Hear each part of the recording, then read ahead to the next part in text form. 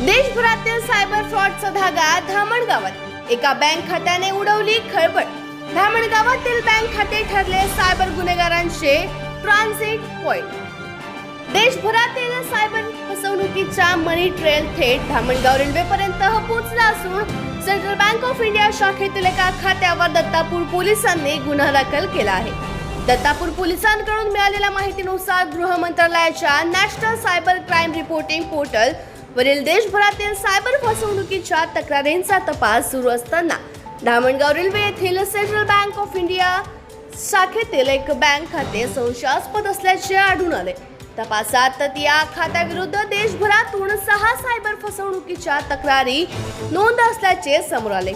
या प्रकरणांमधील एकूण 3,84,929 ही रक्कम संबंधित खात्यात जमा झाल्याचे निष्पन्न झाले। पोलिसांच्या तपासानुसार रक्कम जमा होताच ती विविध माध्यमातून तात्काळ काढून किंवा इतर खात्यांमध्ये वळविण्यात आली।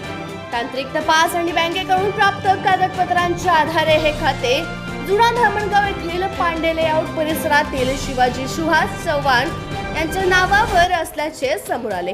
या प्रकरणी भारतीय न्याय संहिता BNS 2023 मधील कलम 317, 318 आणि अंतर्गत दत्तापूर पोलीस ठाण्यात गुन्हा दाखल करण्यात आला असून सायबर फसवणूक करणाऱ्या संघटित टोळीचा शोध सुरू आहे। या दरम्यान पोलिसांनी नागरिकांना ऑनलाईन गुंतवणुकीचे आमिषे, बनावट नोकरीच्या ऑफर आणि डिजिटल अटक अशा फसवण्या प्रकारांपासून सावध राहण्याचे आवाहन केले आहे।